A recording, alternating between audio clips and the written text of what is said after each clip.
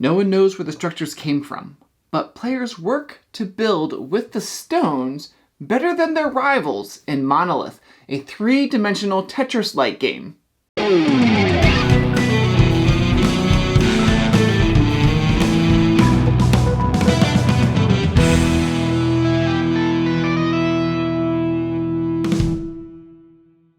Thank you for joining me here at Tantrum Mouse Studio D. I'm Kevin Delp. Monolyth is a competitive, three-dimensional polyomino pattern building game for 2 to 4 players that takes about 45 to 60 minutes to play. It's designed by Phil Walker-Harding and published by CMON. They give us this copy to review. I'll go over general gameplay, scoring, and then at the end of the video, I'll share my thoughts. On the main game board, you have the point tokens and a structure card. There are 12 random stones around the board. And players have a player board. Here's a quick overview of Monolyth. In the game, you are gaining stones and placing them on your player board in order to complete different objectives like totally filling in a level on your board or putting colors on certain sides of your player board. The end of the game is triggered when a player completes a certain number of levels, depending on player count, and then you'll finish out the round so all players get an equal number of turns. Let's look at a turn a little bit more in depth. On your turn, you have a choice to either move the crystal marker or make a prophecy, which is basically getting a point token from the main game board. If you choose to move the crystal, you move it 1, 2, 3, or 4 spaces clockwise and take that stone, placing it on your board. A new stone is placed in the empty spot around the game board. You could decide to discard the stone that you got and take a 1 cube stone of the same color from the supply instead. You're trying to complete different objectives to gain points in Monolyth.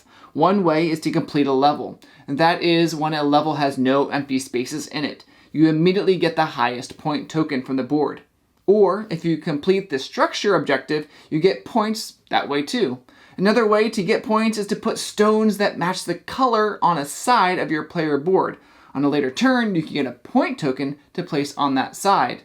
That is when you decide to take a point token instead of taking a stone on your turn. You can choose any prophecy token available and slot it in your player board. At the end of the game, you'll look at each wall that has a prophecy token. If the total number of cubes matches or exceeds the number on your token, and they match the colors, then you receive the number of points listed on the token.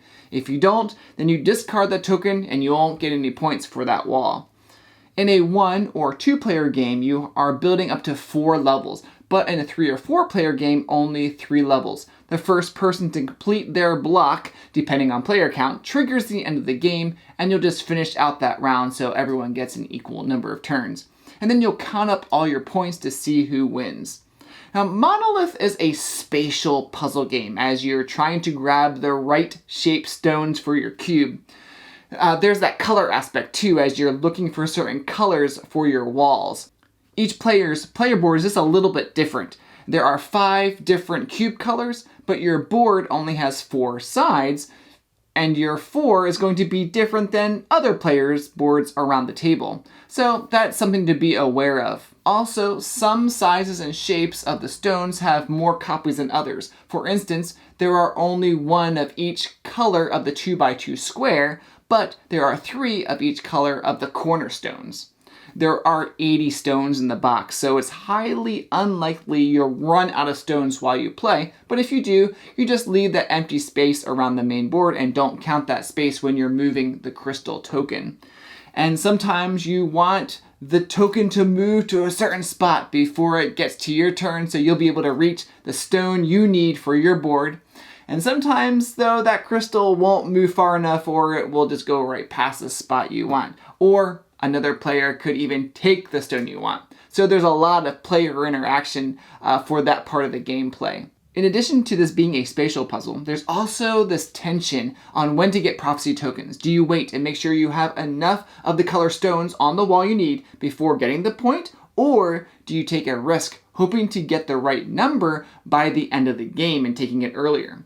But if you wait too long, that number might not even be available anymore and you'll have to take a lower point value.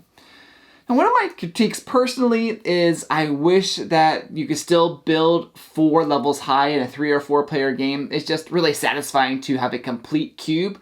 4 by 4 by 4. I really enjoy spatial puzzles, so it looks really cool when the cube's fully built. I love fitting pieces in the right spots to build it. It's just a really fun puzzle. The designer Phil Walker Harding said the idea for this game came from, what if Barron Park was 3D? Now, Barron Park is another of one of his designs. Now, the similarity is mainly fitting polyomino tiles together. There's a lot of polyomino games out there nowadays, but not as many with the three-dimensional aspect. You've got Team 3 that has players trying to put shapes in certain positions, Block and Key recently that's come out, and then there's Ubongo 3D and Nouvelle France. If you can think of another three-dimensional polyomino board game, let me know in the comments. I'd love to hear those. I really like the chunky stones, and the colors I think are distinct enough to not confuse players, and most people are going to be familiar with the different shapes of the pieces, so that's pretty good too. I think one of the big differences from game to game comes in the structure cards. You choose one for each game, and some are a lot easier to complete than others. So if you want a more challenging game, you could go for one of those harder designs for the structure cards. There are 10 to choose from. Overall, I'm a big fan of spatial puzzles, so this was a hit for me. I think you'll like it too if you enjoy spatial polyomino puzzles. Now, if you're not familiar with the term polyomino, you might be familiar with domino, which is 2. Poly just means many, so that's where that comes from. Check this out from CMON, and we'd love for you to like this video and subscribe to our channel if you haven't done so.